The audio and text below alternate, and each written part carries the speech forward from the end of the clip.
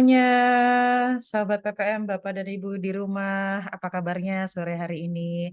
Bertemu lagi nih di acara Pojok Pintar Manajemen hari ini. Mudah-mudahan Bapak dan Ibu dalam keadaan sehat ya, sehat jasmani, rohani, dan juga mental nih. Biasanya sekarang kan kita ngomonginnya mental health gitu ya. Perkenalkan nama saya Rahmaisya, saya biasa dipanggil dengan Ica. Hari ini saya akan memandu jalannya acara untuk Pojok Pintar Manajemen. Nah, oke.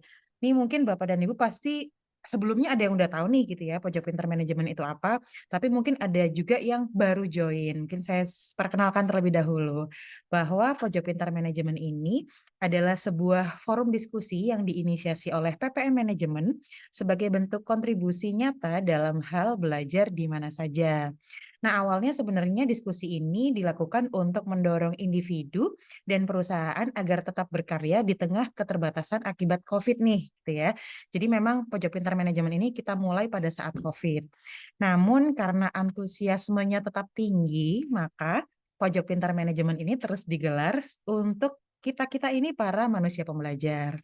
Nah, Pojok Pintar Manajemen kali ini mengangkat tema yang sangat menarik sekali, yaitu From Insight to Innovation, Developing Product with Consumer Focus. Nah, ini bagi Bapak dan Ibu di sini yang memang perhatian gitu ya, atau memang kepingin dan tertarik nih gitu ya, bagaimana sih caranya untuk ngedevelop produk gitu ya, terutama fokusnya kepada consumer gitu ya. Kalau selama ini developing produknya itu harus seperti apa, nanti kita akan belajar gitu ya dari narasumber-narasumber kita yang hebat di sore hari ini.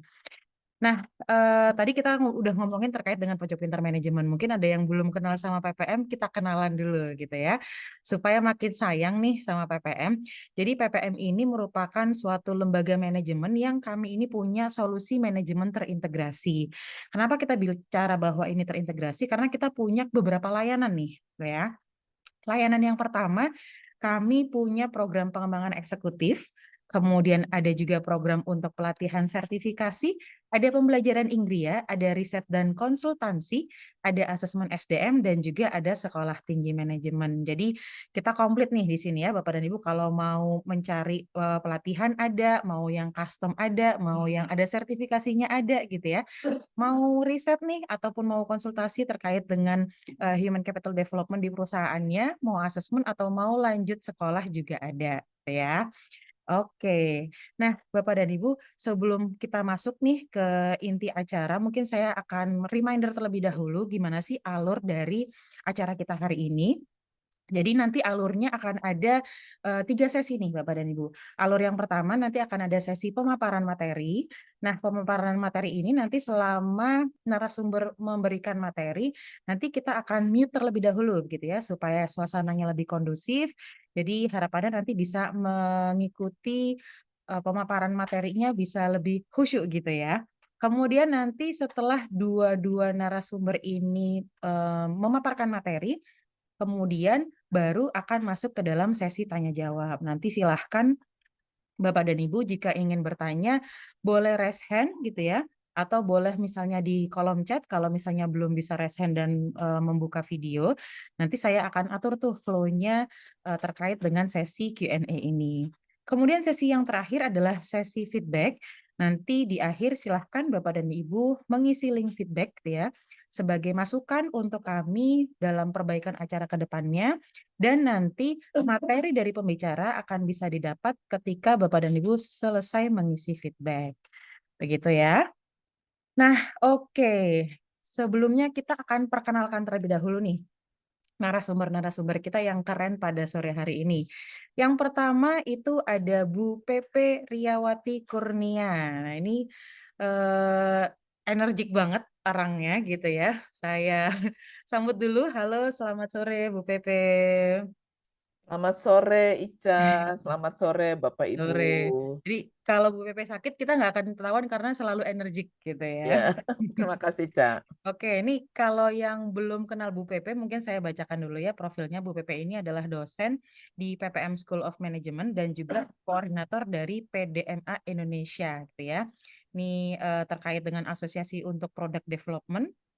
Nah, Pengalamannya sudah banyak sekali, pernah jadi Direktur Jasa Pengembangan Eksekutif di PPM, kemudian pernah jadi PLT untuk Ketua STM, Komisaris PT Pustaka Binaman Presindo gitu ya, dan juga koordinator PDMMI. Sekarang fokus ya Bu mungkin di dosennya gitu ya. Ya. Nah sertifikasinya juga sudah Certified Professional Marketer Asia dan pendidikannya sudah sampai dengan jenjang doktor nih di bidang ilmu manajemen dari Universitas Indonesia untuk Fakultas Ekonomi. Oke, sehat ya hari ini Bu Pepe?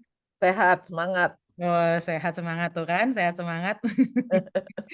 Oke, makasih Bu Pepe. Kita tahan dulu ya. Saya perkenalkan dulu untuk pembicara yang kedua nih. Nah, pembicara yang kedua juga nggak kalah kerennya gitu ya dari Bu Pepe. Jadi ini cewek-cewek yang sama-sama energiknya gitu ya, yaitu Bu Mariska Widiana. Halo Bu Mariska. Halo semua, halo Mbak Ica, sore. Sore. Nah, Bu Mariska Widiana ini adalah kategori bisnis lead Laundry atau Home Care Unilever Indonesia dan juga beliau merupakan Certified Professional Marketer. Nah, pengalamannya juga nggak kaleng-kaleng ya ini Bapak dan Ibu. Dimulai dari Senior Brand Building Manager di Bango gitu ya ataupun Royco di Unilever, kemudian Regional Marketing Manager di The Arnold's Group, Marketing Director gitu ya di naikin naik lagi ya Bu ya The Arnold's Group gitu ya. Kemudian Ya, pernah marketing director juga di Kenvue gitu ya atau previously kita kenalnya Johnson Johnson dan saat ini di Unilever gitu ya. Sertifikasinya sama nih sama Bu Pepe ya, Certified Professional Marketer. Jadi nih orang-orang yang ahli banget nih dalam dunia marketing ya. Oke. PP dosen saya itu. Oh. Oke. Nah, ini untuk pendidikannya di Melbourne ya, Bu? Betul, ya. Lulusan dari Melbourne. Oke, nih keren-keren ya Bapak dan Ibu. Mungkin udah nggak sabar nih untuk mendengarkan paparan dari masing-masing narasumber kita. Nah, jadi mungkin kalau nanti ada pertanyaan ditahan dulu atau boleh dicatat atau mau di chat silahkan.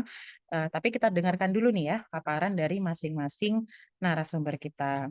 Nah, untuk yang pertama mungkin saya akan persilahkan narasumber yang pertama yaitu Bu Pepe untuk memaparkan materinya. Saya persilahkan Bu Pepe untuk waktu dan layarnya.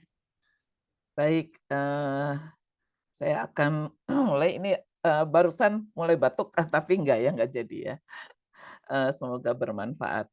Selamat sore Bapak Ibu, selamat sore semuanya. Baik dari, PDMA Indonesia, di sini member menyapa dulu ya, Cak, ya. Terus kemudian teman-teman IKPPM, Pak David, terima kasih banyak.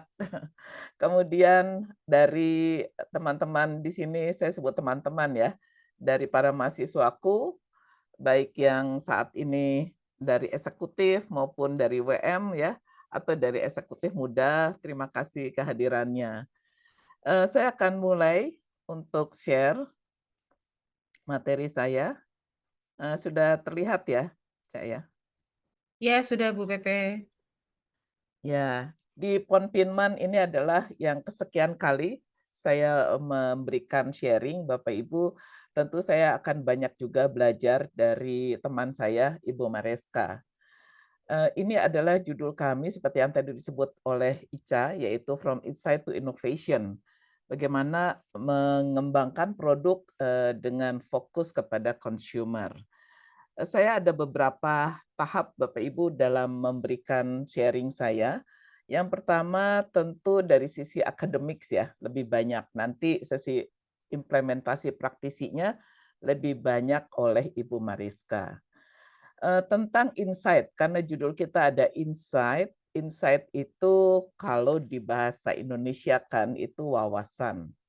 Jadi berasal dari hubungan antar ide, Bapak Ibu. Kalau kita bicara wawasan ini, ide macam-macam. Ada yang ide yang unappreciated, itu tetap disebut ide. Kemudian ada yang unknowledge, jadi yang entah itu tidak tahu ya, bukan berupa sebuah pengetahuan, tapi tidak diketahui juga, tapi itu merupakan ide. Dan itu bisa berasal dari ide yang sama sekali kita tidak tahu. Atau yang sangat sederhana yang kita memang juga belum tahu selama ini. Nah ini adalah tentang insight. insight ini Bapak Ibu tentu akan memperluas kemungkinan yang ada. Artinya antar ide itu akan saling kemudian menjadi powerful driver. Nah, ini powerful driver bagi kreativitas dan inovasi. Ide itu sangat penting di dalam sebuah proses inovasi Bapak Ibu. Nah, ini tentang insight dulu ya. Kemudian ini sedikit ya, pasti nih teman-teman atau yang sudah pernah melihat ini.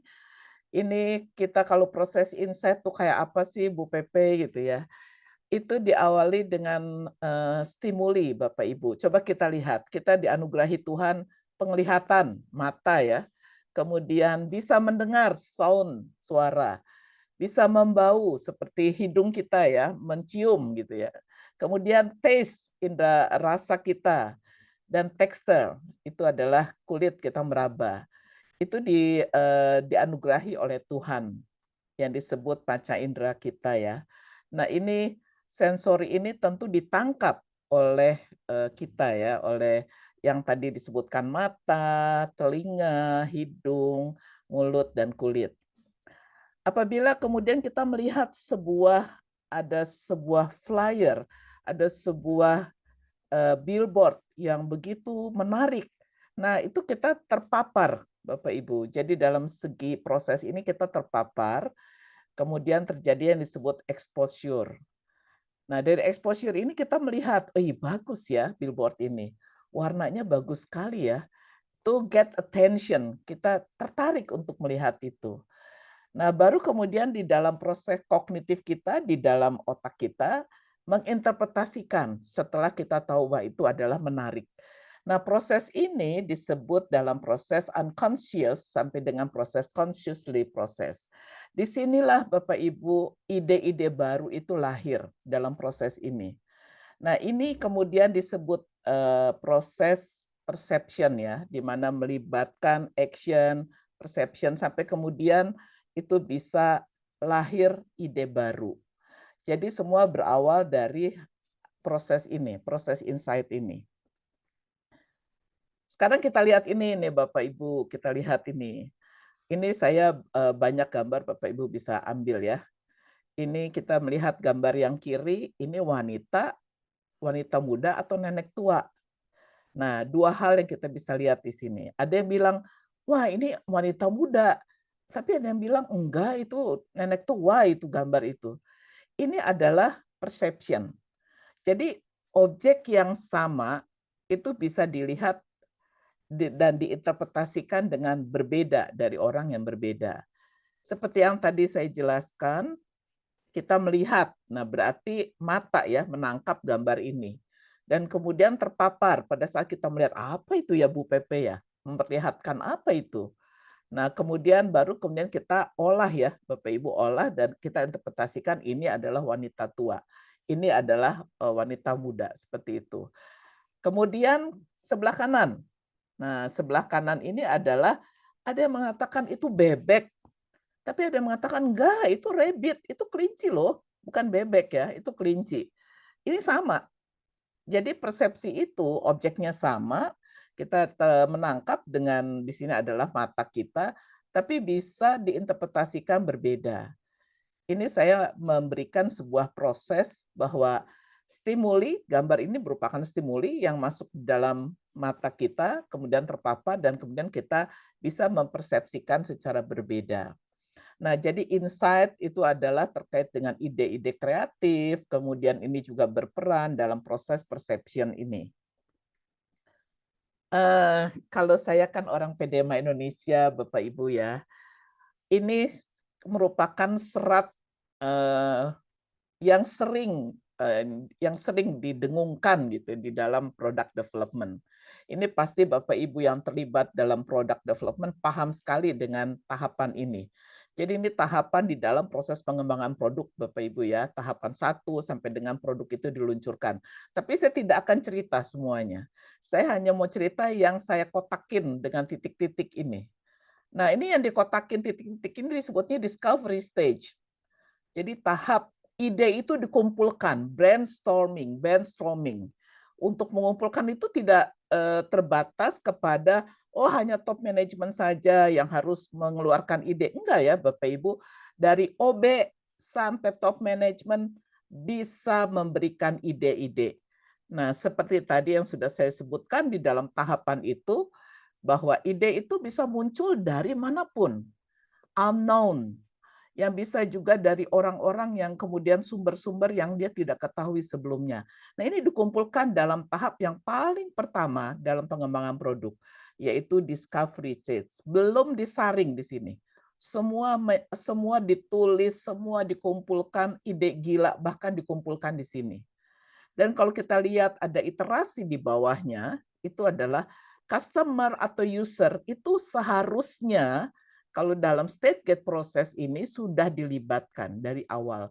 Jadi Bapak Ibu bisa tuh mengundang customer atau user yang juga di tahap awal itu memberikan apa ide kamu gitu. Terkait dengan ini loh ya, tentu kita harus kasih brief ide mengenai apa aja gitu ya, seperti itu. Nah, dalam stage gate proses ini peran ini tahap ini sangat penting, Bapak Ibu, sangat penting. Baru kemudian ide-ide itu akan disaring di tahap berikutnya. Sampai kemudian nanti menjadi prototipe atau calon-calon dari produk-produk baru yang akan masuk di stage 3 itu dalam pengembangan produk atau R&D. Baru kemudian nanti di testing, kalau kami di product development mengenal 3 testing, yaitu alpha, beta, dan gamma. Pasti teman-teman yang di production paham dan juga di R&D ya tentang testing ini. Nah, baru kemudian setelah gamma test, baru kalau go langsung launch, kalau no go kembali lagi ke tahap sebelumnya. Nah, baru kemudian dilakukan secara evaluasi post launch. Ini merupakan across industry. Jadi baik jasa maupun non jasa ini bisa diterapkan stage gate proses ini. Nah, kenyataannya implementasi di dalam industri tidak selalu full, tidak selalu menerapkan full.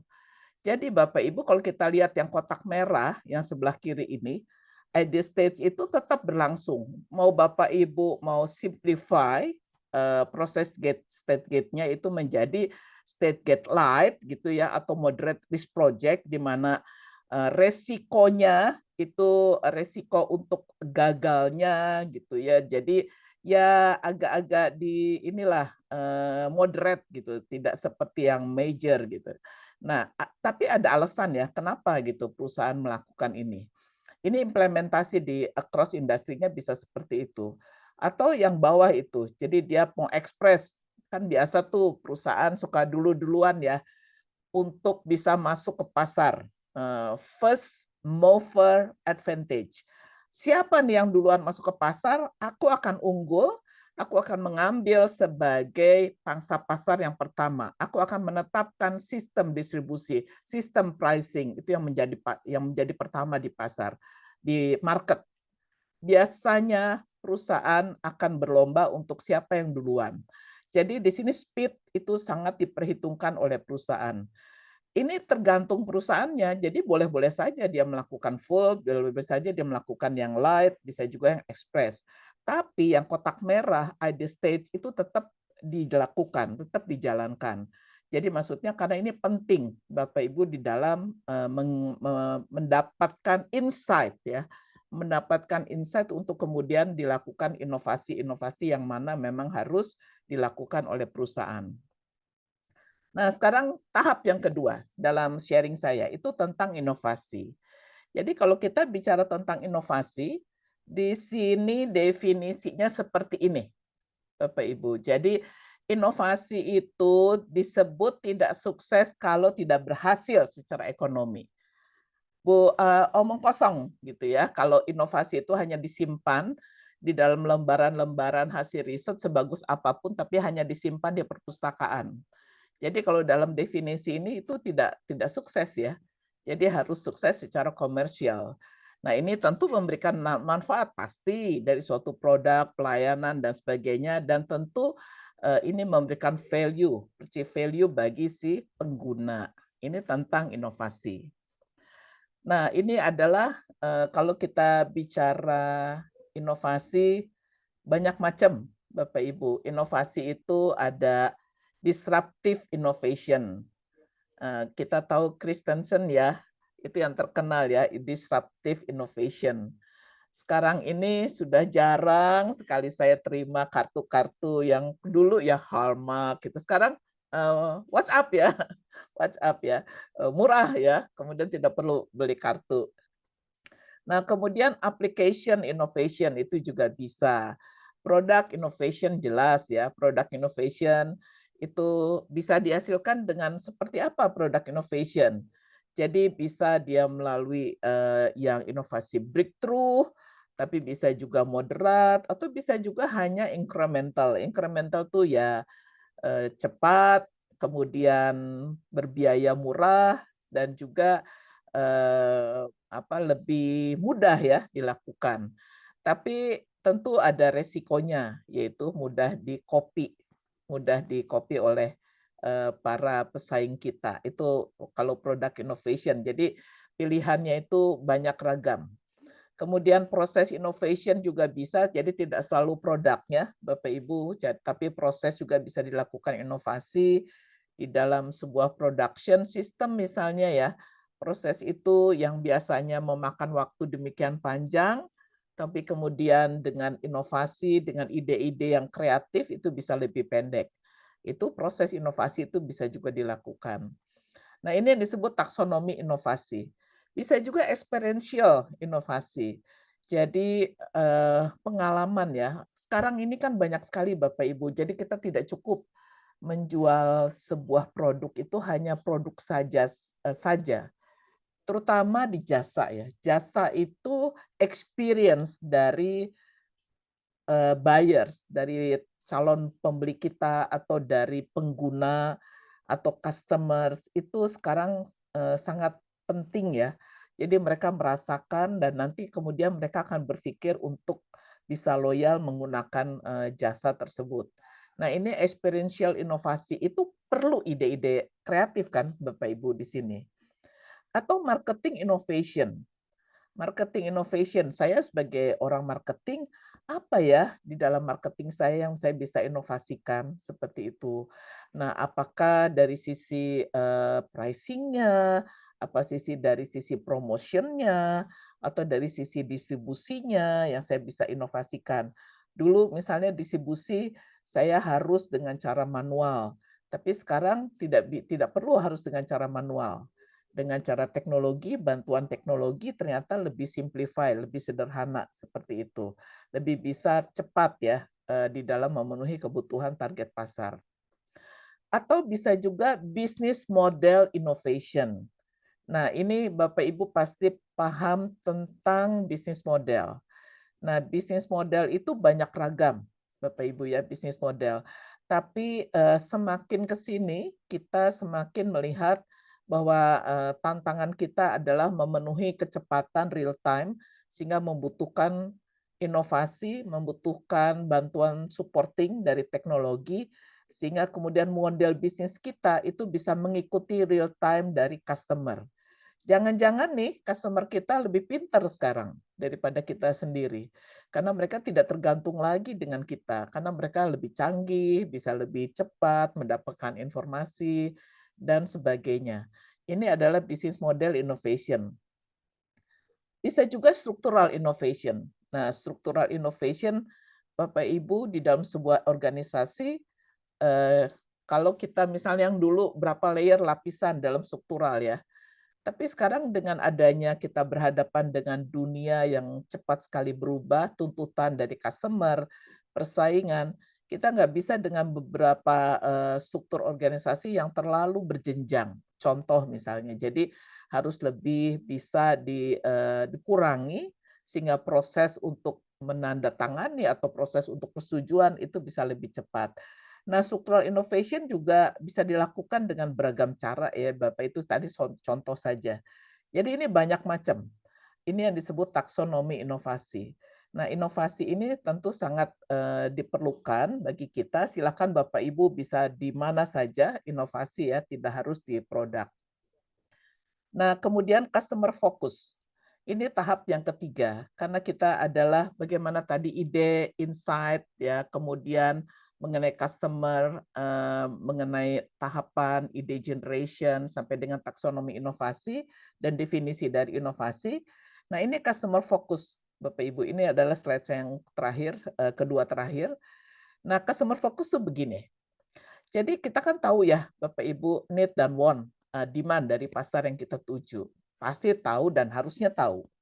Baik itu kebutuhan atau keinginan yang nyata terlihat maupun yang tidak nyata terlihat atau hidden needs, itu kita harusnya bisa menggali itu. Nah, ini kemudian kita identifikasi dan kemudian kita penuhi dengan produk atau jasa atau ide kita dari need dan want dari pasar ini, dari target market kita. Nah, kemudian kita komunikasikan melalui promotion, komunikasi. Nah, kemudian kita mengkomunikasikan dan memberikan informasi kepada customer, "Ini loh produkku yang bisa memenuhi kebutuhanmu." Nah, berarti kita fokus kepada kebutuhan customer itu, bukan menjadi begini, eee, saya menciptakan produk ini di perusahaan, ya saya tidak peduli pasar itu mau butuh, tidak butuh, pokoknya aku ciptakan produk ini, aku buat produk ini. Nah, itu bukan customer focus. Jadi kalau customer focus tentu sesuai dengan ini ya, yang menjadi tujuan adalah bagaimana memenuhi kebutuhan, keinginan, demands dari si customer yang menjadi target pasar kita. Itu adalah customer focus. Jadi kesimpulan akhir, ini dari slide saya, yang pertama adalah ide kreativitas penting dalam inovasi. Kalau Bapak Ibu ingin inovasinya jalan di dalam sebuah company, perusahaan, banyak-banyaklah membuat program-program untuk stimulasi ide dan kreativitas ini.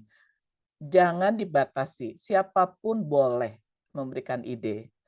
Siapapun boleh memberikan apa usulan-usulan, bahkan ide gila pun itu jangan disaring dulu. Nah, yang kedua, inovasi itu adalah keberhasilan secara ekonomi. Jadi kalau tidak berhasil secara ekonomi, kalau dari definisi yang saya tadi ambil itu belum sukses sebagai inovasi. Yang ketiga, kita harus fokus kepada kebutuhan pasar. Artinya meningkatkan keuntungan perusahaan. Customer yang loyal, yang dipenuhi dengan kebutuhannya, dia akan repurchase, akan berulang membeli produk kita atau jasa kita. Dan kalau puas, terus puas, dia akan menjadi retain atau tetap beli dengan perusahaan kita. Tentu secara jangka panjang dengan program loyalitas kita itu akan terus berada dalam bisnis kita dan meningkatkan keuntungan pasar. Demikian dari materi saya, semoga tidak terlalu lama. Terima kasih. Saya kembalikan kepada moderator. Oke, Bu Pepe, luar biasa sekali. Tadi kita sudah sempat lihat gitu ya pemaparannya dan juga ada kesimpulan dari Bu Pepe. Bagi yang sudah punya pertanyaan, saya juga udah nyatat nih pertanyaannya gitu ya. Mohon ditahan dulu sebentar. Kita akan lanjut dulu ke pemaparan dari speaker yang kedua, yaitu dengan Bu Mariska. Untuk Bu Mariska, waktu dan layarnya saya persilahkan. Oke, selamat sore semuanya. Saya coba izin share slide dulu ya.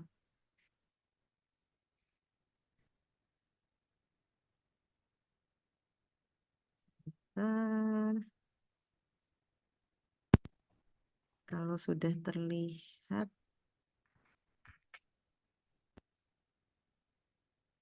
slide saya udah kelihatan belum ya? Sudah, Bu. Udah ya, oke. Semangat pagi semuanya. Udah sore tapi saya masih ngomongnya semangat pagi ya, biar semangat terus gitu. Jawabnya Seolah-olah pagi, pagi. pagi, pagi gitu ya, Bu. Oke. Pagi.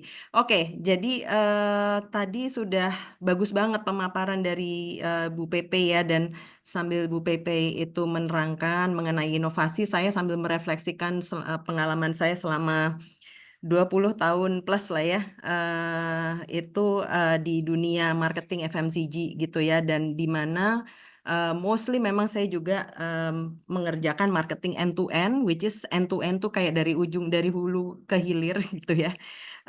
Dan termasuk inovasi di sini. Dan yang mau dibahas adalah bagaimana sih supaya inovasi kita tepat sasaran gitu ya. Tadi yang Bu Pepe katakan, it's about trial, repeat, trial, repeat, trial, repeat gitu ya. Jadi kalau trial sebanyak mungkin consumer itu mencoba produk-produk kita dan repeat gitu ya. Jadi bukan hanya nyoba aja tapi repeat, repeat, repeat sehingga brand ataupun produk itu memiliki meaning untuk consumer kita gitu ya. Nah, tadi sebenarnya udah dipaparkan inovasi itu apa sih gitu ya, inovasi itu apa gitu ya, sebelum saya nanti masuk lebih lanjut gitu. Mungkin kalau apa pendapat saya dan ini bahasa awamnya gitu ya, istilah yang saya suka gunakan itu adalah twist the familiar gitu. Apa sih maksudnya twist the familiar gitu ya? Jadi biasanya inovasi-inovasi yang sukses itu adalah hook awalnya itu adalah sesuatu yang familiar di konsumen gitu ya. Sesuatu yang familiar tapi di-twist gitu. Jadi ada sesuatu yang baru dari sesuatu yang memang sudah diketahui ataupun kebiasaan-kebiasaan konsumen gitu. Ada yang mengatakan di sini Tom Freston itu adalah penemunya MTV. Nggak tahu ya kalau Gen Z tahu nggak ya MTV. Udah MTV bungkus itu ya Bu acaranya. udah bungkus, tapi at that time itu hits banget. Tapi Mm-mm.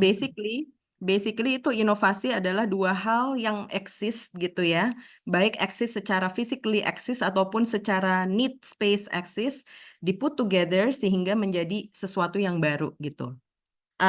Ini sore-sore saya tahu banyak yang lapar ya, jadi saya sengaja nih teaser, ini masih teaser, inovasi gitu ya.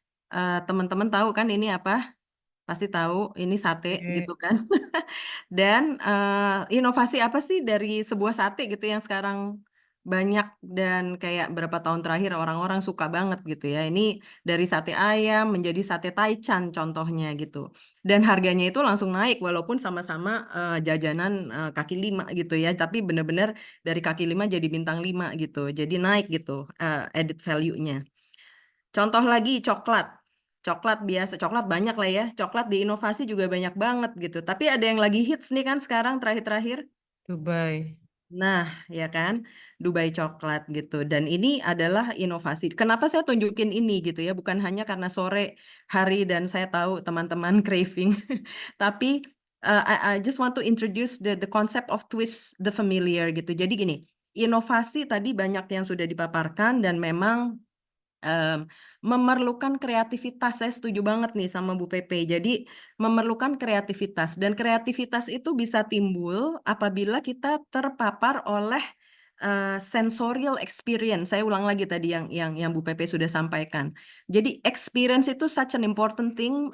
Kita terpapar dengan segala macam di kehidupan kita dan ada dari experience itu banyak hal yang menimbulkan persepsi gitu ya, yang menimbulkan persepsi di benak kita dan semua itu bisa menimbulkan ide-ide yang bagus gitu dan sehingga memang betul lah kita harus sering istilahnya cari ide, cari ilham gitu ya kalau seorang artis lagi mau ngarang lagu gitu ya misalnya gitu.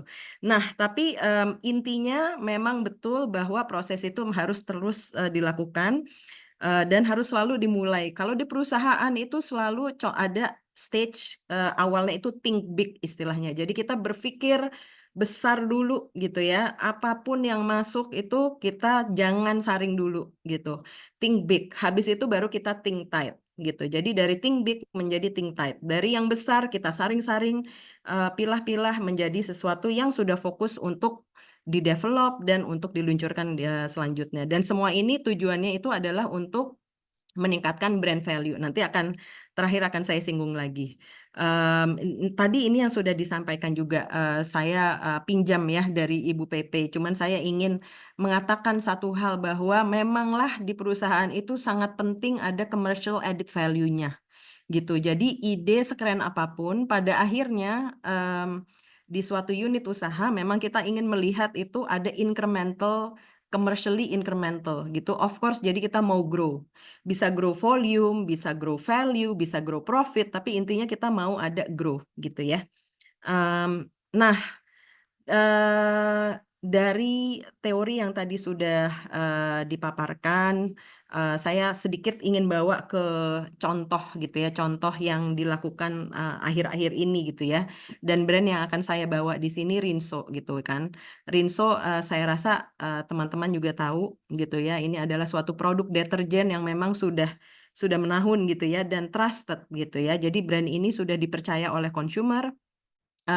Dan memang dipercaya untuk bisa menanggulangi segala macam noda gitu ya. Jadi Rinso anti noda itu sudah di benaknya konsumen itu sudah tidak asing lagi, dan brand ini mempunyai purpose dan sudah banyak membantu keluarga di Indonesia, terutama ibu-ibu, untuk mensupport kegiatan anak-anak dan keluarganya secara overall gitu, secara total gitu ya. Nah, sebelum saya memaparkan lebih lanjut lagi, mungkin semua di sini juga udah kenal sehari-hari, apalagi yang ibu-ibu ya, udah tahu mungkin brandnya. Tapi saya akan putar dulu iklannya Rinso ya. Bangkanya lihat anak aktif ikut lomba, tapi merahnya jadi kuning. Gimana nyuciinnya? Tenang, ada Rinso baru. Kali khusus Sapsa. Efektif lawan noda kuning kerah dan kotoran. Kinclong. Terbukti juga. Tunggu kami di kotamu. Oke, jadi iklan ini sudah berjalan di sekitar 2-3 tahun belakangan ini gitu ya. Dan selama menahun itu Rinso selalu konsisten ngomongin bahwa kita itu anti noda gitu ya. Dan tadi dilihat bagaimana seorang ibu yang selalu mendukung keluarganya di sini, dalam hal ini anaknya, untuk selalu aktif gitu ya. Karena saya boleh ngomong sedikit insight nih ya di sini.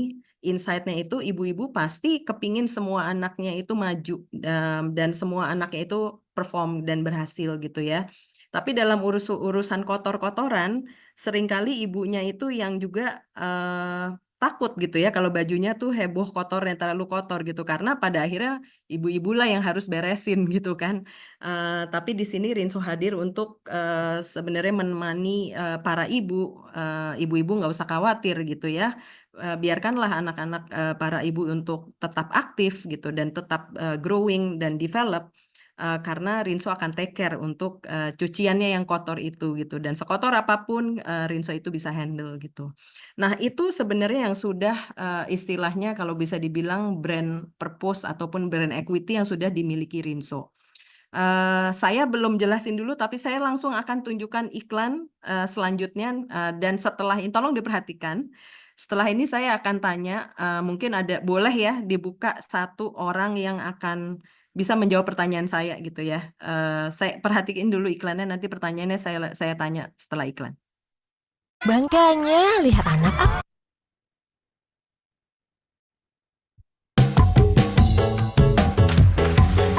Ya, kena baju. Ih, bau apa kamu ya? Kamu, Ibu. Tenang, ada Rinso Sensi Fresh dengan parfum Locktex.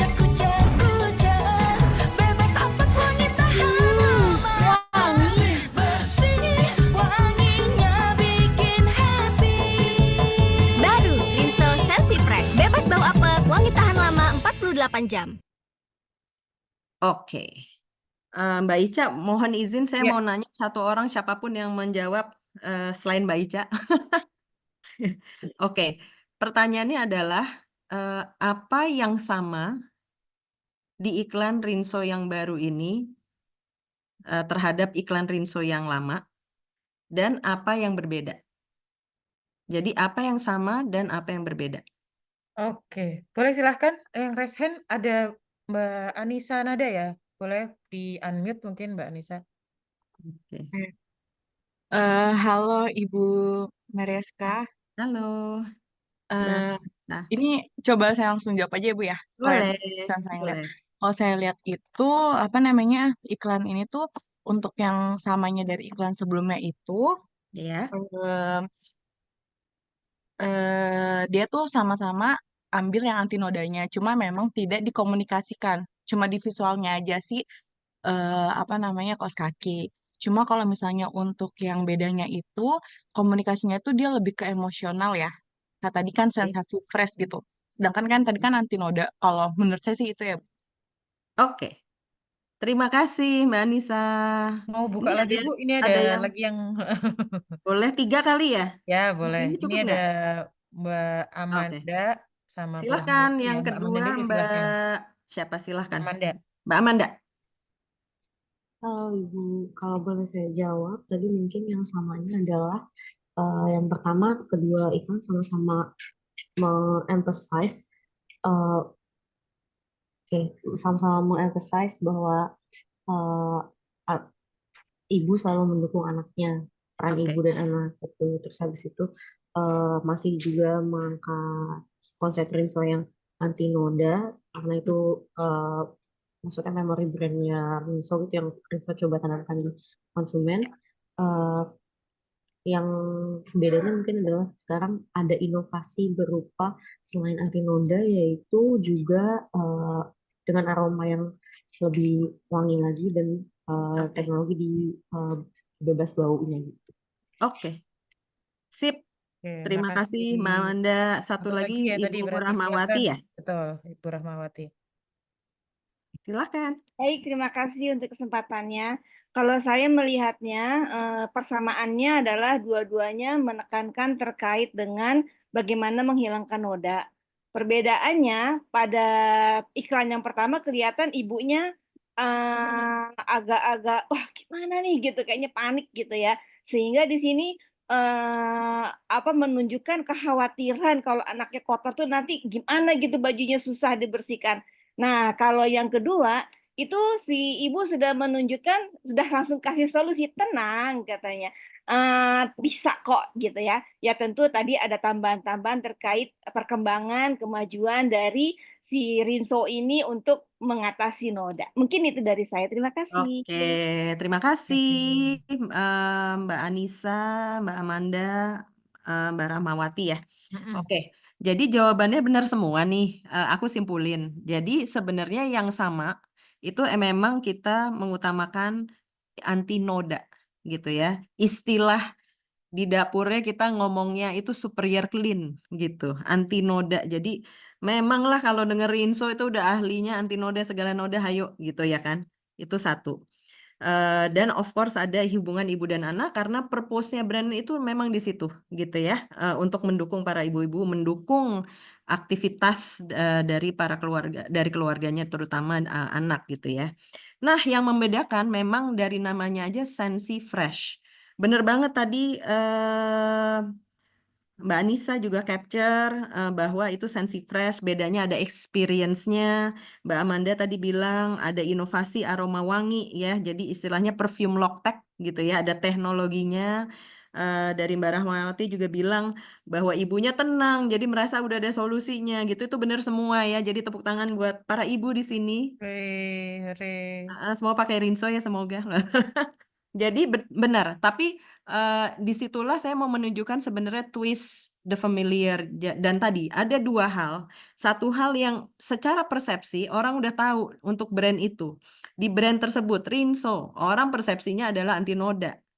Menahun-nahun udah seperti itu. Dan memang kita jaga.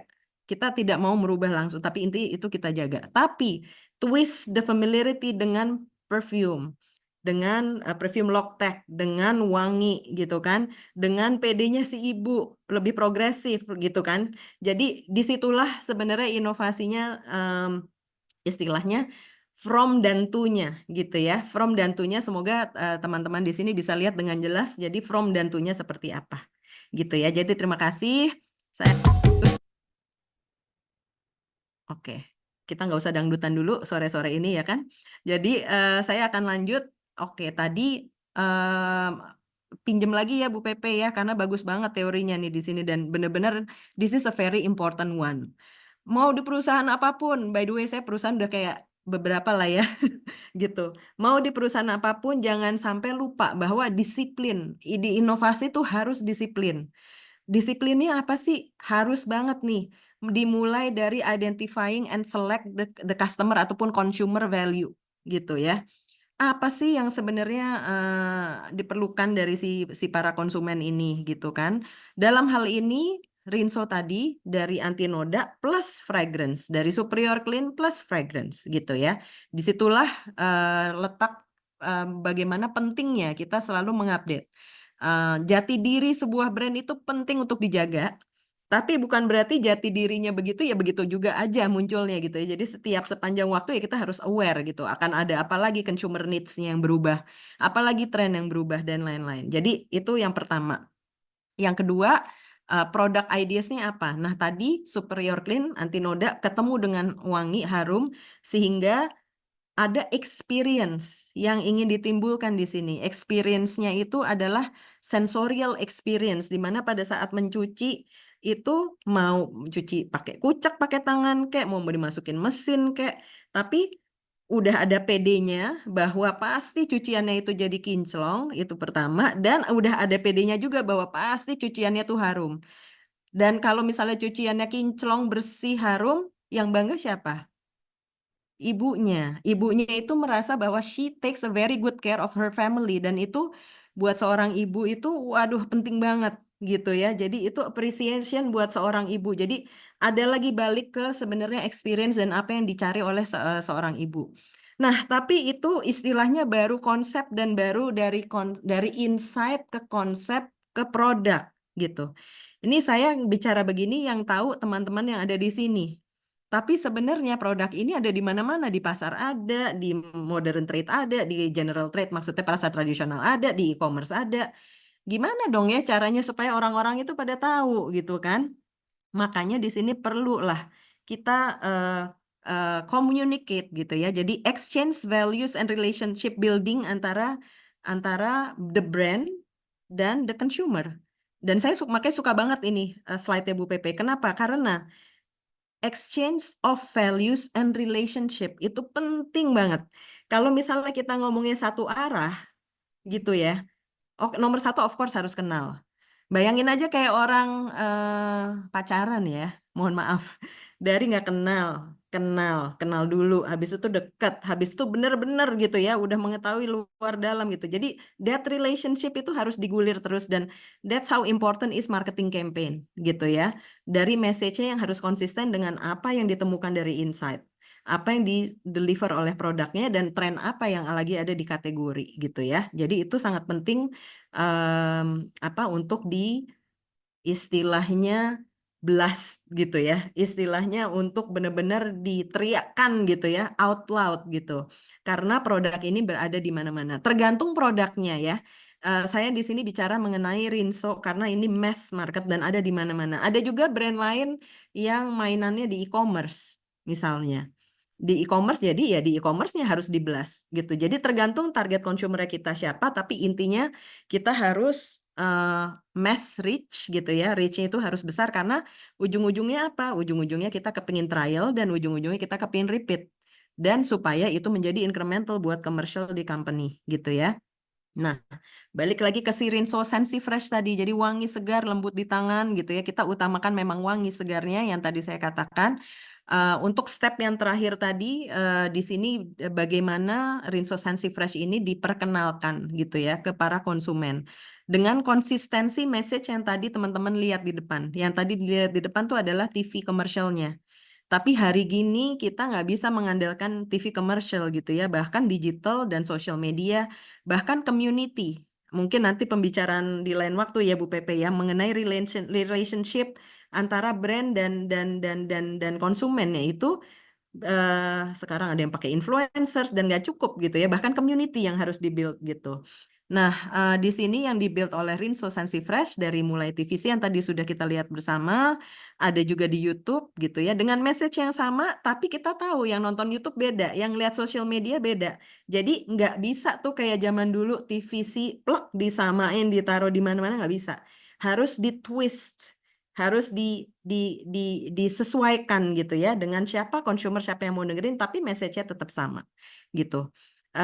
Dari sisi awareness, dari sisi consideration tuh biar orang mikir, mindset-nya kebentuk, aware dulu, habis itu mindset-nya kita bentuk.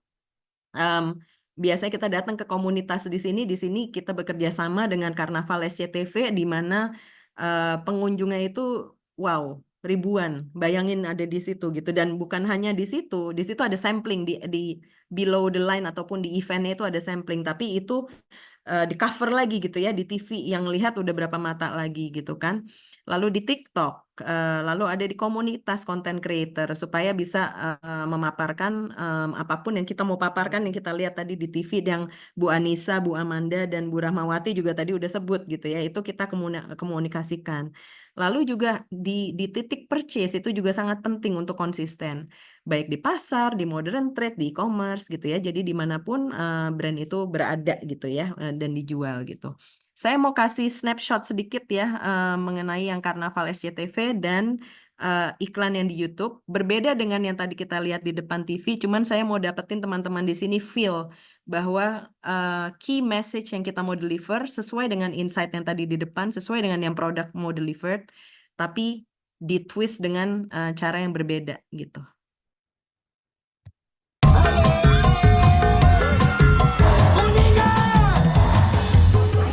Ngecek setiap hari, takut tangan panas. Kalau nggak dikucek, bau bikin cemas. Pakai Rinso Sensi Fresh, yuk kita goyang kucek. Cek kucek kucek kucek, tangan lembut sensasi micellar. Rinso Sensi Fresh, sepu sepu sepu sep, bebas apek wangi tahan lama. Rinso Sensi Fresh, cek kucek kucek kucek, bebas apek lembut micellar. Rinso Sensi Fresh, wanginya bikin happy. Rinso Sensi Fresh, si paling the best. Bersih lembut, wangi, cucian beres. Harganya hemat, nggak bikin stres. Wangi tahan lama, Rinso Sensi Fresh. Yuk kita goyang kucek. Cek kucek kucek kucek, tangan lembut sensasi micellar. Sepu sepu sepu sep, bebas apek wangi tahan lama. Cek kucek kucek kucek, bebas apek wangi tahan lama. Makin diusap, diusap-usap. Makin diusap, wanginya bikin happy. Oke, nggak ada yang dangdutan kan di sini bergoyang gitu ya. Tadi jadi kalau dari inovasi yang dipaparkan di awal, sudah kita lihat product innovations tadi ya, sudah kita lihat experiential innovations, dan di sini marketing innovations, bagaimana kita menyampaikan gitu ya ide-ide yang dari produk inovasi tadi ke para konsumen. Ada YouTube-nya juga, nanti mungkin bisa dilihat sendiri apa untuk materi di YouTube-nya gitu. Jadi kurang lebih seperti itu. Jangan lupa follow Instagramnya Rinso ya, Rinso ID untuk dapat update lebih lanjut. Tapi intinya adalah betapa pentingnya kita think big di depan, lalu betapa pentingnya kita screen dan menjadi ide yang utama gitu ya, menjadi ide yang akan kita teruskan menjadi inovasi. Setelah itu belum selesai gitu. Setelah itu bagaimana pentingnya kita berinovasi juga untuk menyampaikan ke konsumen kita ya, supaya memang benar-benar idenya itu bisa nyampe ke konsumer. Ini slide terakhir saya. Intinya tadi saya kembali lagi yang twist the familiar itu. Di bisnis itu sangat penting 3 hal ini ya. Jadi untuk mendapatkan inovasi yang sustainable tuh artinya bisa tahan lama lah ya gitu ya, dan juga bisa membawa incremental commercially gitu buat company.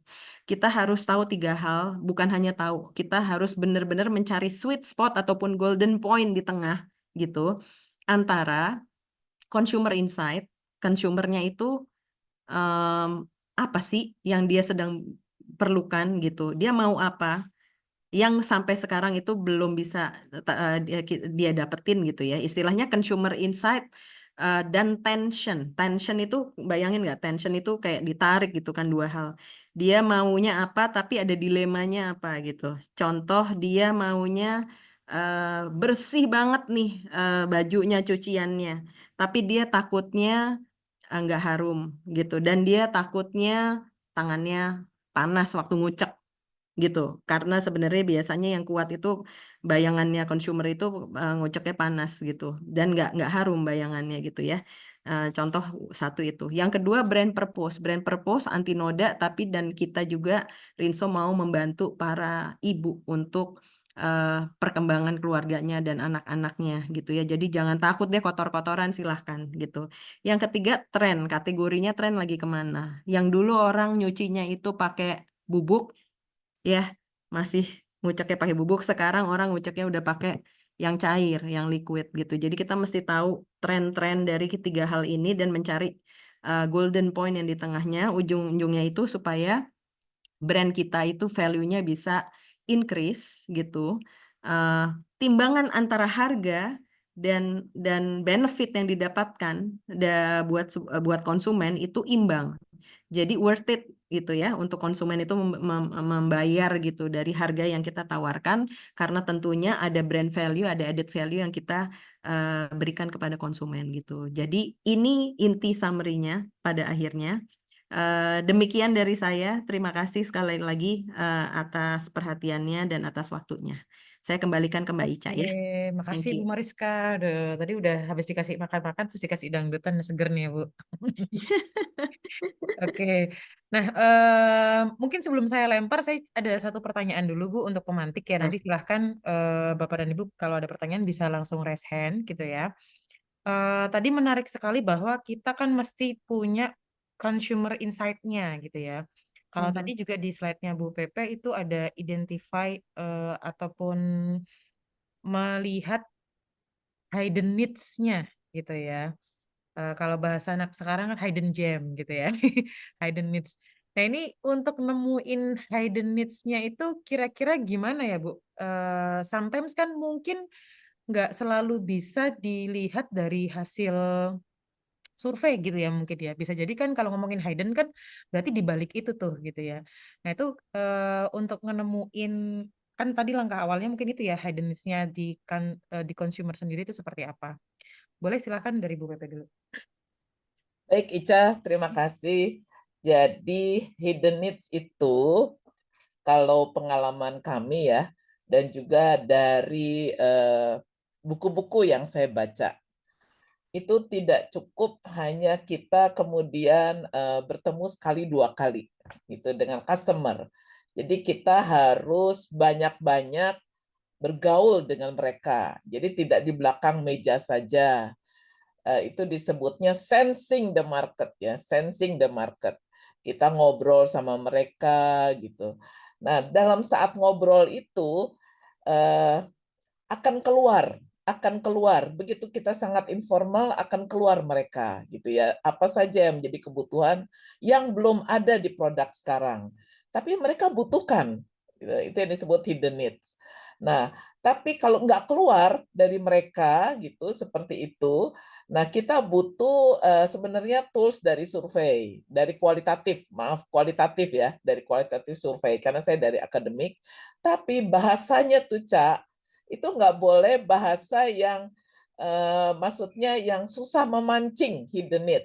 Nah, itu harus dikonsultasikan dengan psikolog ya, dengan psikolog ya. Kalimat-kalimat yang kita akan keluarkan pada saat kita bertanya. Karena kalimat-kalimat psikologi itu yang akan memancing untuk keluar orang untuk mengeluarkan hidden needs itu.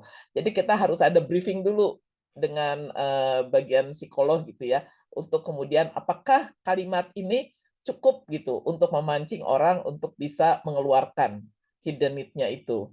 Nah, itu memang tahapan terakhir kalau memang nggak keluar dari segi kita informal. Nah, biasanya dengan cara kita seperti itu memancing dengan kalimat yang sesuai, itu biasa timbul tuh hidden need-nya. Contoh, Sunslick ya, contoh Sunslick ya. Saya tidak sebut Rinso dulu ya, Sunslick ya. Sunslick dulu kan tidak ada untuk hijab ya, untuk orang berhijab gitu. Terus keluar untuk hijab, terus kemudian dengan ada jeruk nipis. Nah ini kan hidden need sebenarnya ya. Jadi itu yang kemudian dipenuhi oleh Sunslick gitu. Itu saja Cak, kalau dari saya. Oke, baik. Caranya berarti dari formal ataupun informal ya Bu untuk Ya. kemudian melihat hal-hal yang mungkin bisa jadi nggak dilihat dari formalnya gitu ya. Kalau dari Bu Mariska, boleh Bu, silakan gimana nih untuk melihat tension dilemanya tadi kan ya Bu? Ya. Saya tambahkan dari yang Ibu Pepe sampaikan tadi ya. Ya. Buat saya sih intinya memang kita perlu riset dan kita perlu mengerti sebagaimana seorang ibu harus mengerti anaknya, harus ngobrol gitu-gitu ya. Tapi poinnya adalah 3 sih menurut saya. Nomor 1 data. Harus tahu data gitu. Data tuh sekarang kan zaman hari gini data ada di mana-mana ya. Dan data itu mesti kita lihat benar-benar bisa kualitatif data, bisa kuantitatif data gitu ya. Kalau nggak punya datanya, that's fine, do the research gitu ya. Lakukan riset. Kalau nggak ada budget untuk riset, nggak apa-apa. Nomor 2 nih, lakukan observasi.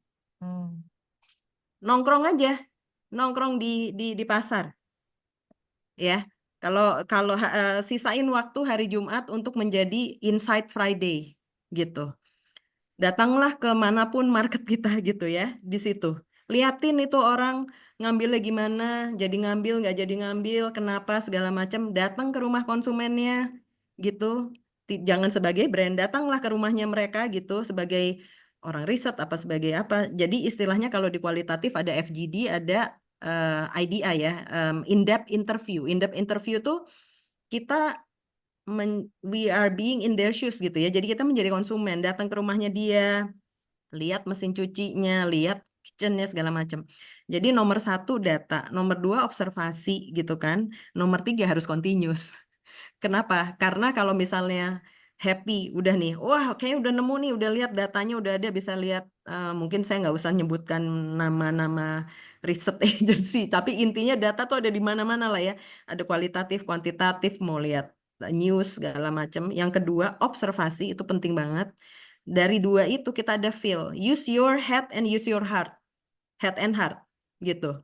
Dari situ nemulah intuisi, tapi continuous dilakukan sehingga kita bisa nemu tadi tensionnya. Karena bayangin aja kalau kita ngobrol sama orang ataupun anak gitu ya, kalau nanyanya langsung nanya udah kayak teror interview, siapa juga yang mau jawab, ya nggak? Kalau di riset doang gitu ya. Jadi makanya emang harus observasi, kita harus berada di seperti konsumen gitu. Kita harus mensejajarkan kita dengan konsumen gitu sih.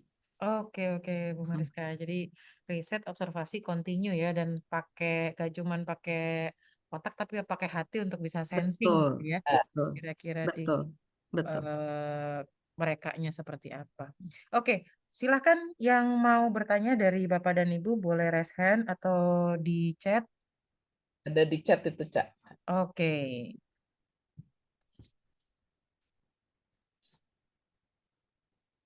Adakah yang raise hand? Mungkin saya... Oh ya, di Bravo Starco.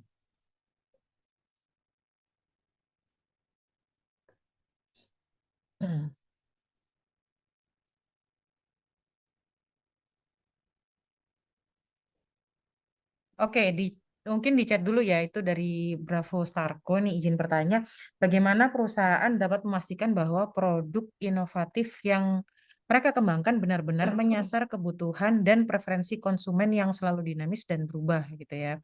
Kalau tadi kan mungkin sempat kita bahas identify-nya gitu ya. Kan ini pertanyaannya berarti kita udah identify dan mungkin bisa jadi merasa itu udah pas gitu ya. Nah, gimana sih memastikan memang benar-benar sesuai sama kebutuhan konsumen? Kemudian, apa strategi dan metodologi yang paling efektif untuk mengumpulkan umpan balik dan juga wawasan konsumen secara berkelanjutan selama proses pengembangan produk? Saya persilahkan mungkin Bu Pepe dulu boleh? Sikat. Jadi, bagaimana caranya? Ada 2 ya, kalau saya ya. Caranya selalu tidak bisa meninggalkan riset. Kalau riset itu jangan berpikir itu, wah mahal, susah, nggak gitu ya. Riset kualitatif itu dengan cara kita ngobrol, deep interview, tahu gitu. Itu kita bisa tahu memenuhi nggak kebutuhan yang ada. Itu. Tapi kalau kita ingin tahu mengenai jumlahnya, tentu harus pakai kuantitatif. Itu jelas terukur. Nah, itu yang pertama. Yang kedua, tentu kita lihat dari hasil jualan kita ya. Dari hasil performance kita itu paling gampang jualannya gitu. Kalau jualannya sesuai dengan wah bulan ini wah laku ya sesuai target sampai 1 tahun kalau untuk produk baru ya. 1 tahun kinerjanya bagus, nggak turun-turun, wah itu berarti udah memenuhi. Itu paling gampang ya.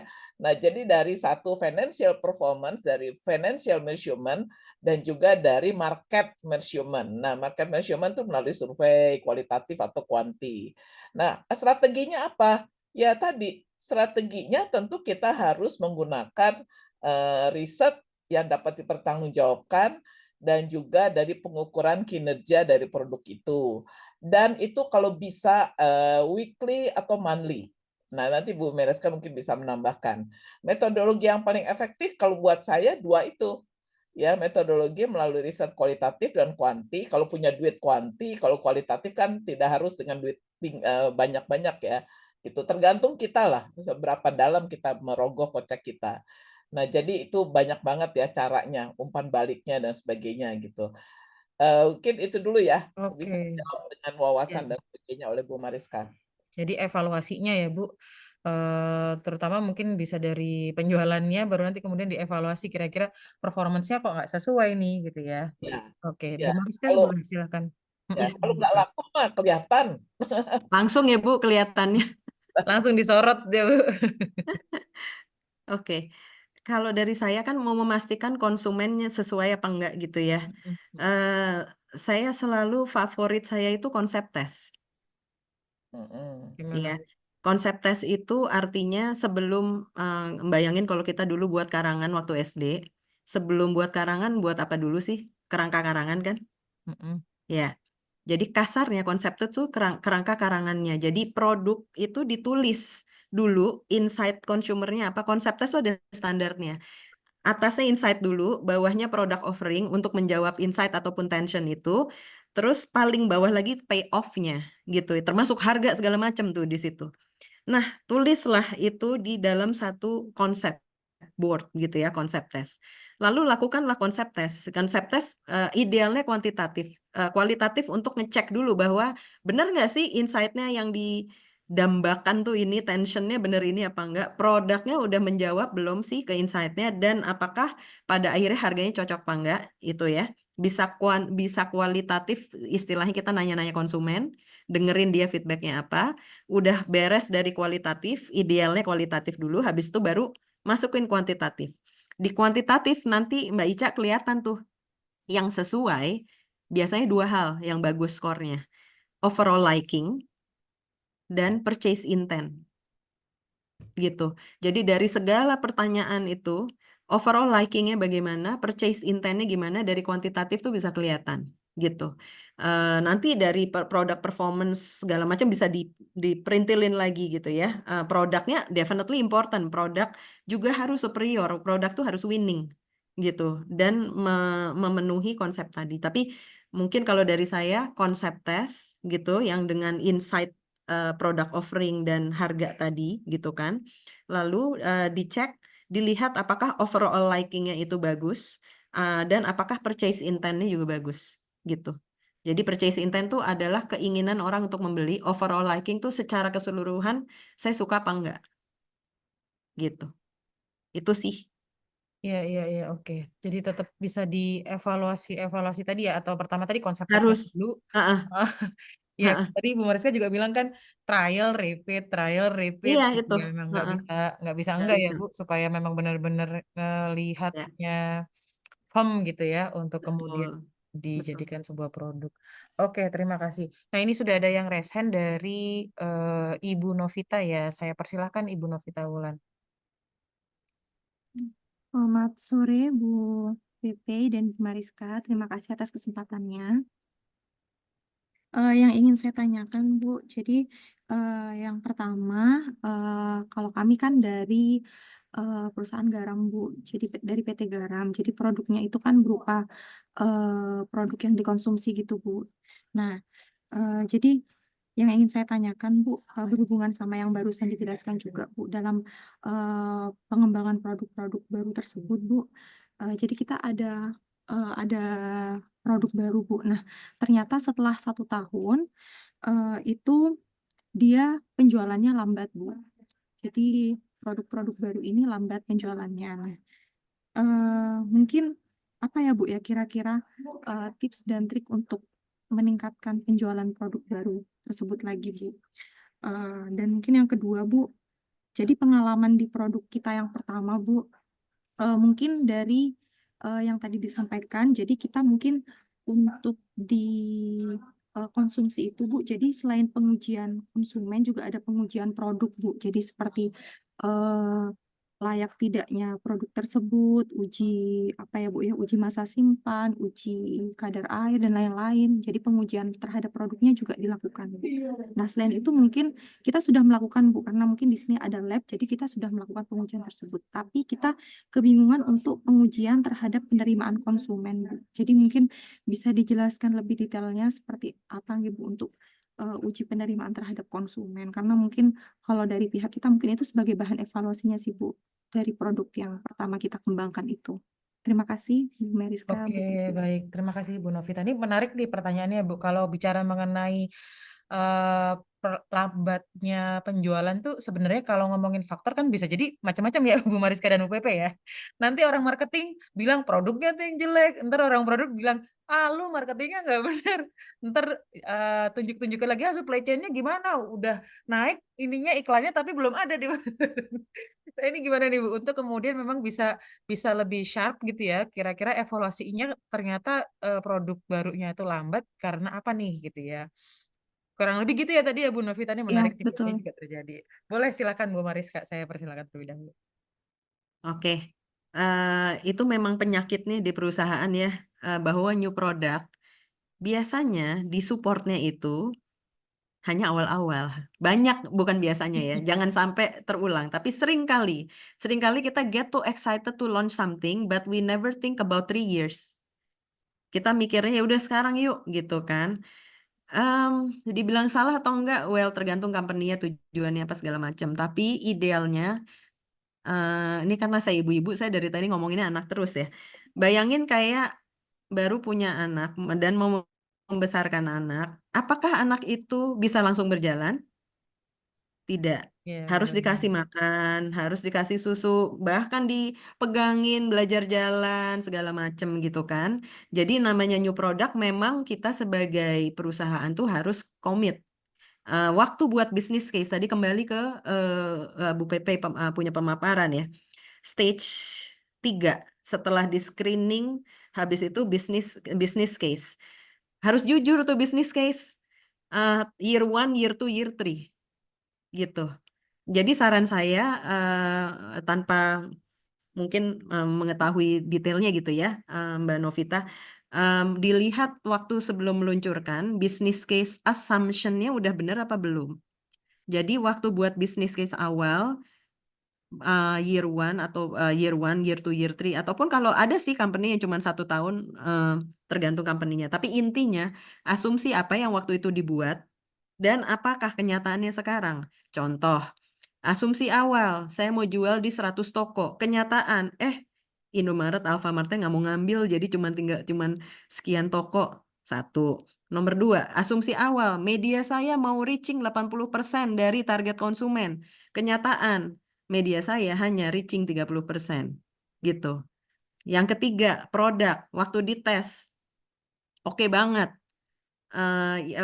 Kenyataannya nggak repeat karena harga mungkin gitu ya. Produknya benar sih udah oke kok. Tapi tadi kembali ke brand value-nya benar apa enggak gitu. Jadi mungkin saya sih biasa punya screening, saran saya di screen tuh 6P. 6 piece gitu ya. Dari suatu brand. Tadi kalau yang saya udah sebutkan tadi itu distribution which is place, terus tadi media reach-nya gitu ya, promotions gitu ya, media reach-nya segala macam, pricing, harganya, produk gitu kan. Sisanya tuh packaging gitu kan. Ada pakai packagingnya sudah menggambarkan konsep yang kita rencanakan. Kadang ada begitunya juga tuh. Maunya bayangannya mau begini tapi pas packagingnya si bos sukanya ini gitu kan misal. Tapi ternyata pas diluncurin yang ini kok konsumen nangkepnya beda sama yang saya konsep tes ya gitu. Itu bisa juga gitu kan. Tadi saya udah ngomong apa aja ya? Produk, Produk, pricing, promo. Place, promo, packaging. packaging, ya kan, proposition. Jadi proposition tuh positioning. Jadi positioningnya brand new product ini apakah sudah dijelmakan dengan baik dan benar di iklan kita dan juga di packaging gitu-gitu. Ya, jadi itu harus dicek semua Mbak. Tapi disiplin aja sih dan jujur, dan itu harus jujur sih. Diliatin satu-satu kira-kira di mana. Tapi gampangnya kalau mau dirangkum adalah asumsi awal waktu meluncurkan estimasi sales sekian kan pasti ada asumsinya. Itu asumsi dari mana gitu kan. Nah, kenyataannya terhadap asumsi itu matching apa enggak? Kalau enggak ya kita harus jujur membuka bahwa masalahnya di mana gitu ya. Dan harus pakai polisi tuh tadi traffic light-nya 6P tadi dibuka semua gitu. Mudahnya physical availability dan mental availability. Always. Physical availability barang itu berada di mana, distribusi gimana, mental availability bagaimana nasibnya di kepalanya konsumen gitu. Berapa konsumen yang tahu dan lain-lain gitu. Kurang lebih itu sih, semoga menjawab ya. Oke, basic lagi dari marketing gitu ya Bu, ya 6P harus dilihat secara jujur Harus gitu ya. dilihat semua. Mm-mm. Dan tadi nggak sukses tuh kan siapa yang ngomong nggak sukses? Hmm. Berarti kan udah ada benchmark ya waktu meluncurkan mau sekian. Nah, waktu membuat benchmark meluncurkan sekian, siapa yang buat asumsi dan apa asumsi di balik itu? Dibandingin sama kenyataan. Itu sih. Mm-mm. Ya. Iya. Dan sekali lagi kalau produk baru justru nanti feedbacknya yang bisa dibuat untuk develop lagi gitu ya Bu ya. Betul. Cara Dan konsep nggak dan itu. apa-apa. Sebenarnya kalau salah pun nggak apa-apa menurut saya gitu ya. Yang penting tahu salahnya apa. Jadi jangan diulang lagi gitu. Berani salah itu baik ya Bu Mariska. Waduh. Ini berani kotor itu baik. Ini berani salah itu Nah, baik kalau ya dalam gitu. development. Asal cepet gitu. Taunya cepet. Ya, Jangan ya, tenang-tenang kayak nggak ada apa-apa gitu. ya betul. Asal Ya, cepet dan cepet dievaluasi dan cepet coba benar, dicari benar. untuk ini kenapa nih gitu ya. Betul. Ya. Oke, Bu Pepe silahkan menambahkan. Aku menambahkan aja. Jadi, aduh tadi Bu Mariska udah jawabnya lengkap dah ya. Komprehensif tuh lengkap tuh.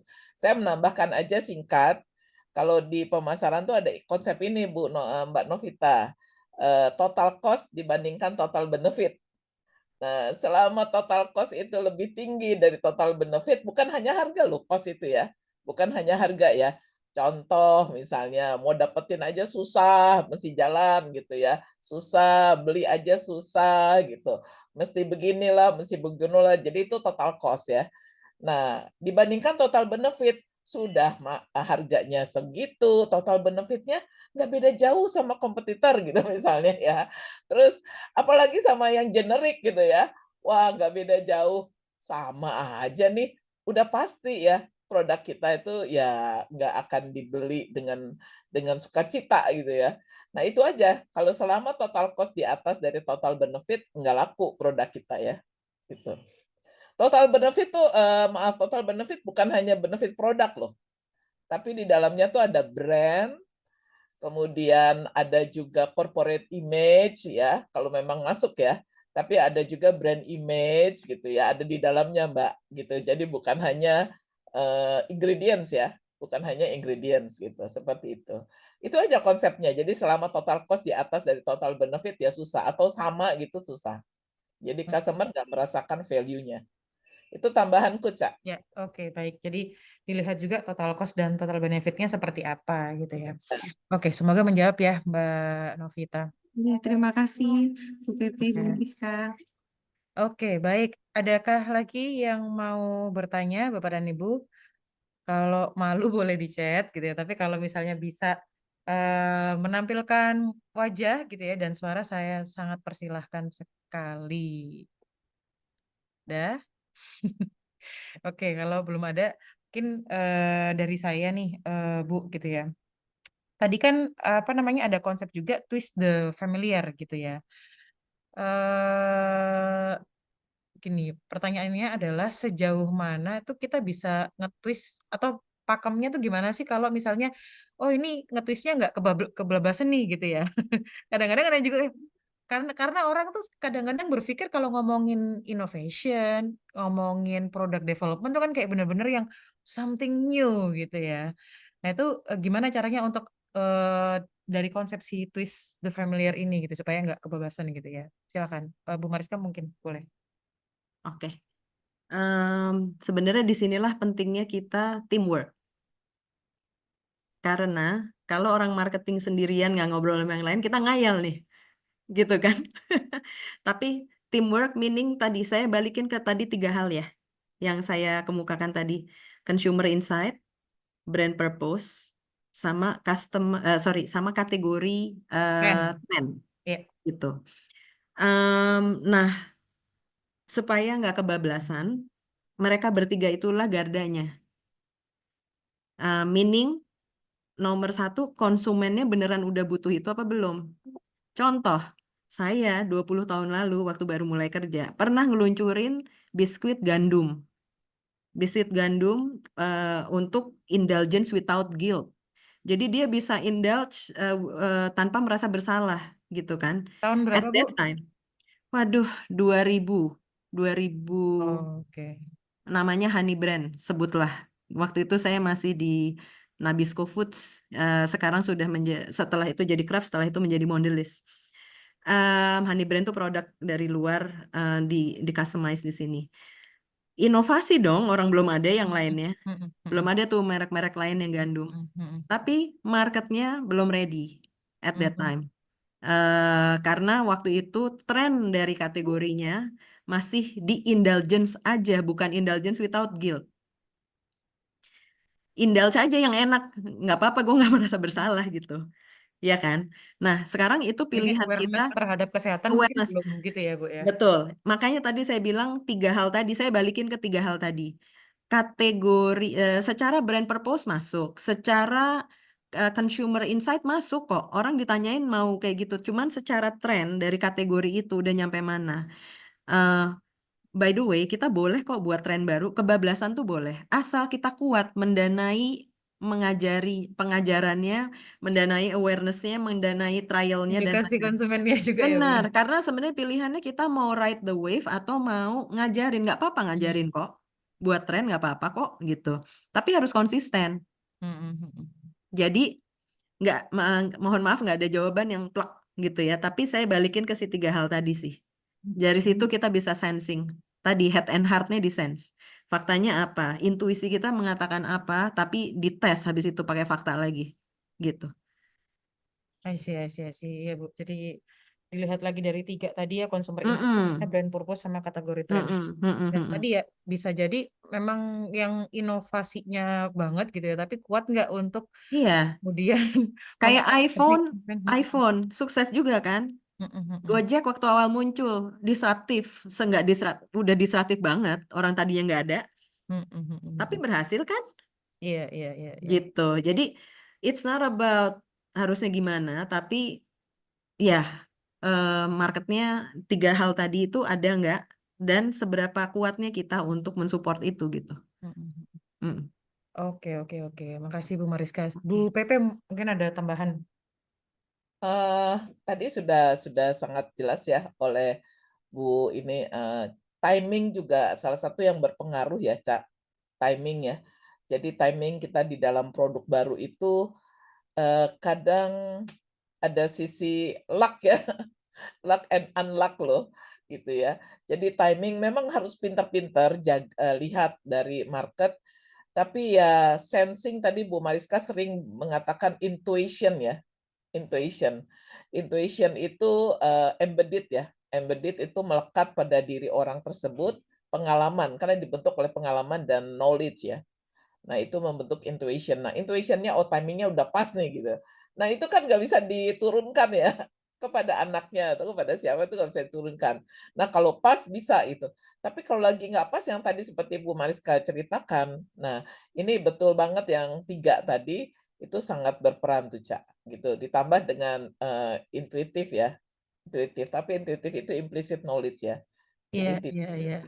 belajar. Betul. Jadi kayak mungkin tadi luck unluck atau misalnya kesiapan market ya, Bu. Kalau sekarang mungkin udah banyak nih tren-tren produk-produk kesehatan gitu ya. Ya. Tren-tren diet gitu ya. Jadi sekali lagi trennya juga harus dilihat. Nah, ini ada pertanyaan lagi dari di chat gitu ya dengan Pak Subroto. Ada pertanyaan untuk tahapan tes dan validasi begitu ya. Bagaimana sih cara melakukan kesesuaian brand purpose dengan produk? Tuh. Mungkin dari Bu Pepe dulu saya persilahkan. Untuk tahapan tes dan validasi ya, bagaimana cara melakukan kesesuaian brand purpose dengan produk kita, tes dan validasi. Sama ya tadi ya jawabannya. Kita kan di tahapan stage masuk ke stage 3 tadi di development, itu membuat bisnis plan ya, bisnis plan. Nah, di dalam bisnis plan itu kan udah propose-nya ya Pak, udah ada propose-nya. Nah, pada saat di pengembangan produk, itu sudah ada prototipe-prototipenya yang terkait dengan tahapan dari tes itu. Nah, itu harus dilakukan dengan benar, Pak. Misalnya kalau saya dari sisi NPD ya, alpha test. Alpha test itu melibatkan karyawan internal dulu, Pak. Karyawan internal, ya benar-benar gitu dilakukan. Jadi jangan di-skip ya, jangan di-skip gitu. Terus kalau yang beta test, nah, itu melibatkan yang lebih luas ya. Ada customer yang diundang, tapi itu customer yang kita harus pakai yang tidak membocorkan. Artinya yang sudah menandatangani NDA ya, NDA. Nah, itu dari hasil evaluasi itu kita tahu gitu, Pak. Sesuai nggak dengan brand purpose yang sudah kita cantumkan di dalam bisnis plan kita atau marketing plan kita ya. Bisnis plan kita atau marketing plan kita. Nah, yang terakhir gamma test. Gamma test itu disebutnya tes pasar ya, tapi itu masih dalam area yang sangat terbatas. Jadi kalaupun gitu ya, kalaupun kemudian ada sedikit defect atau sedikit kok nggak sesuai gitu, nah itu bisa ditarik gitu. Jadi bukan launching yang sudah benar-benar meluas ya. Nah, dari situ kan kita bisa lakukan evaluasi dari setiap tahapan itu. Kalau misalnya dari tahapan tes dan validasi itu tidak sesuai dengan brand purpose, ya jangan diluncurkan dulu gitu, walaupun timingnya itu sudah, wah nggak bisa gitu, harus diluncurkan. Karena kalau terjadi kegagalan rejection, jauh lebih merugikan gitu daripada kita kemudian kembali lagi ke R&D, ke step yang sebelumnya gitu. Itu kalau dari segi step ini ya, dari stage gate proses. Nah, biasanya kalau di perusahaan itu dilakukan secara paralel supaya bisa lebih cepat gitu ya waktu launching-nya.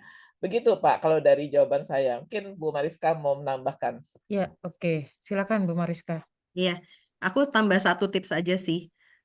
Kan tadi saya bilang konsep tes itu penting kan pertanyaan tahapan tes validation. Jadi kalau buat saya konsep tes itu penting dan jangan lupa ada satu pertanyaan yang nggak boleh lupa, brand fit. Jadi nanya ke konsumennya. Jadi kan nanti dia tuh baca konsepnya terus menjawab pertanyaan. Pertanyaannya kita likingnya gimana dan lain-lain. Brand fit harus ditanya seberapa cocok konsep produk ini terhadap brand Rinso misalnya gitu. Dan bisa open ended. Kenapa? Gitu. Jadi saya selalu ngeceknya di situ dan ini pertanyaannya bagus banget Pak. Kadang kelewat soalnya ini si brand fit ini. Saking ngejar overall liking, purchase intent, tapi brand fit tuh harus ditanya sih. Itu aja sih tips tambahannya.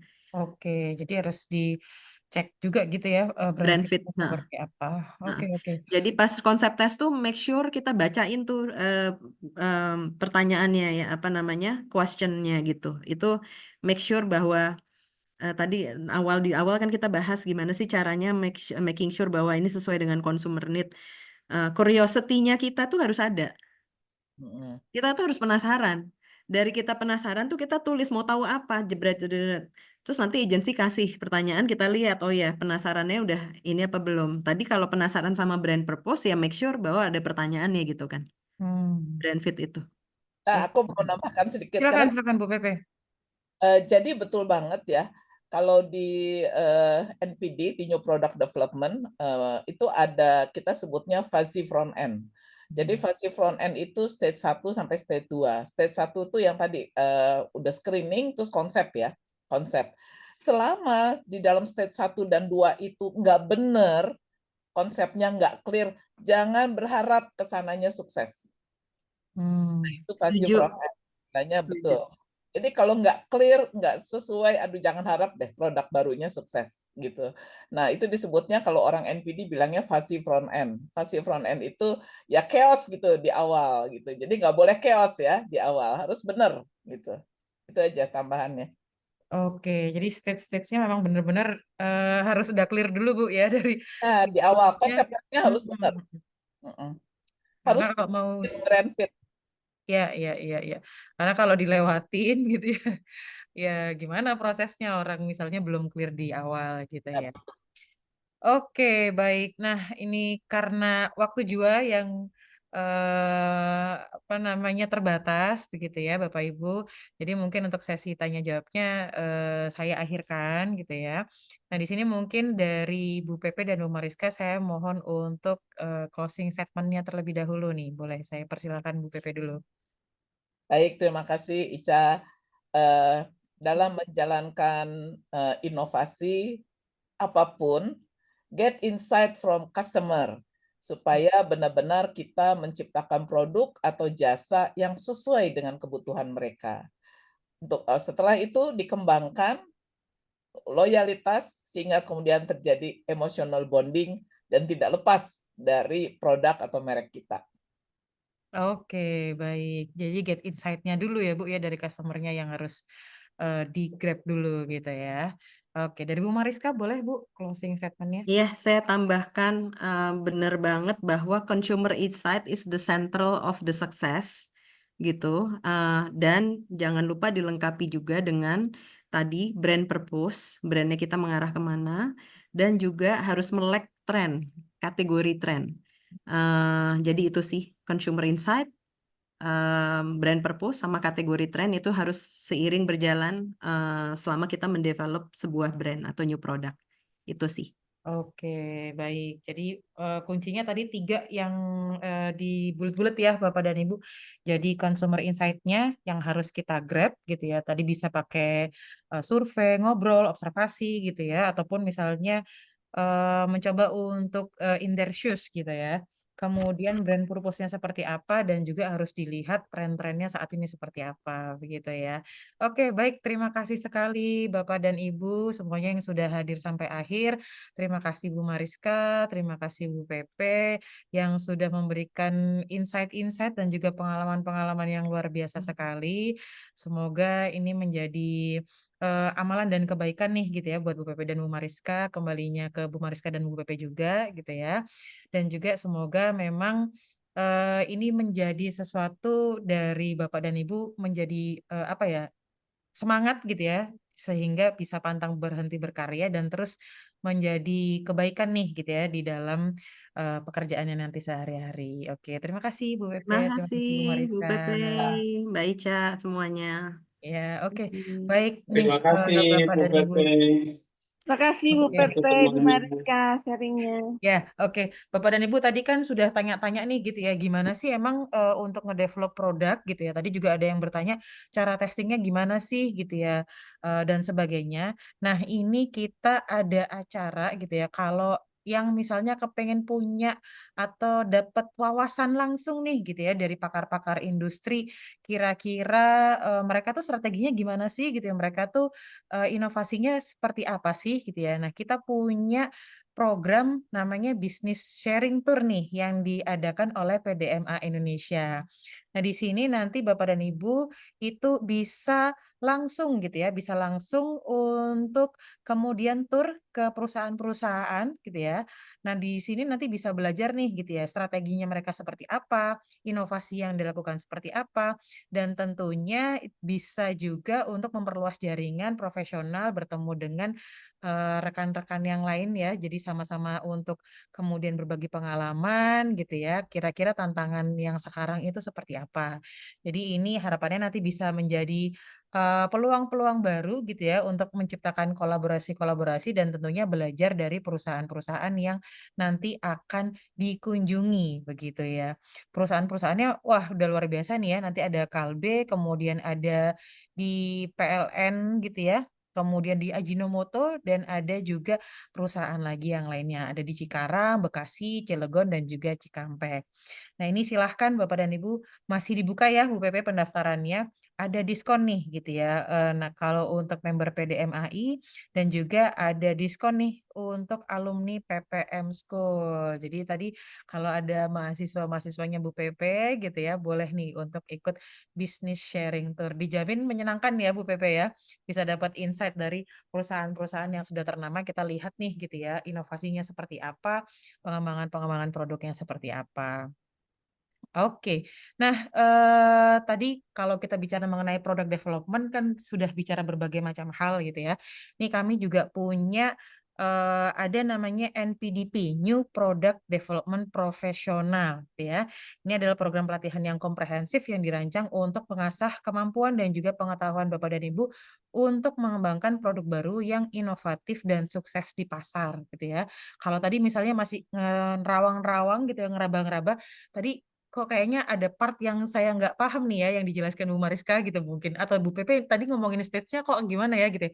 Kan rasanya memang nggak bisa ya didetailkan dalam waktu 2 jam gitu ya. Jadi Bapak dan Ibu kalau misalnya mau lebih mendalami, boleh nanti silahkan, kita punya New Product Development Professional nih yang bisa diambil supaya Bapak dan Ibu nanti kemudian memang bisa mendalami bagaimana sih cara mengembangkan produk baru yang inovatif dan sukses di pasar. Oke, nanti boleh, kalau mau, ke programnya nanti bisa daftar gitu ya di NPDP PDMAI gitu ya. Nanti informasinya bisa langsung, chat di kolom komentar ya yang sudah ada gitu ya. Oke, next-nya ada apa lagi nih? Nah ini silahkan untuk link feedback nih Bapak dan Ibu. Untuk meningkatkan kualitas penyelenggaraan acara, boleh silahkan diisi link feedback-nya, bisa di-scan QR code atau bisa diklik link yang ada di chat. Oke, nanti bagi yang tadi mungkin sudah bertanya, ini materinya bisa didapatkan nggak ya? Ini bisa didapatkan setelah Bapak dan Ibu mengisi link feedback. Jadi tadi yang misalnya nggak sempat nyatet nih lagi di jalan, tadi apa ya gitu ya. Nanti boleh kita akan share materinya setelah Bapak Ibu mengisi link feedback. Oke.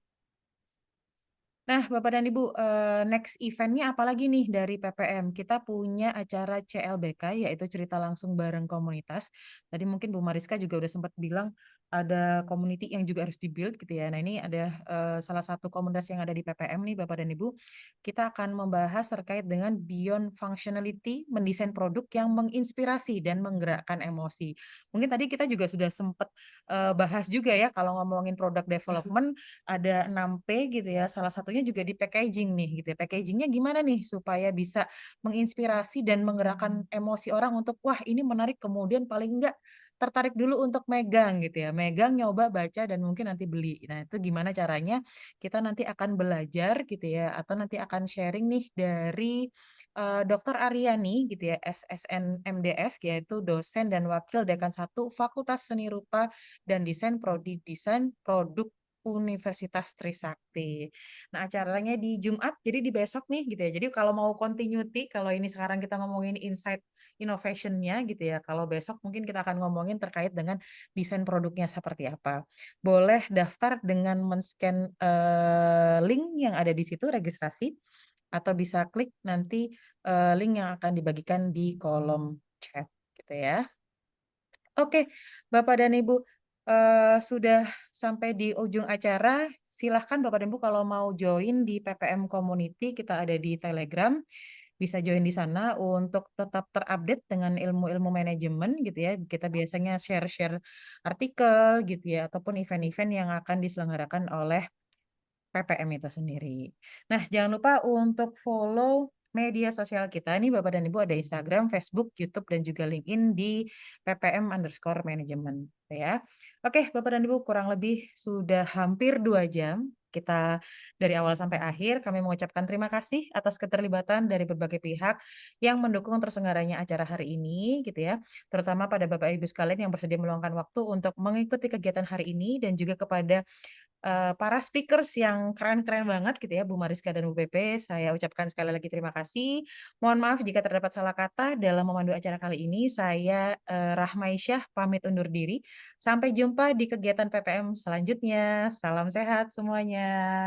Sehat Selamat semuanya. sore. Selamat sore. Assalamualaikum. Terima Terima kasih. kasih.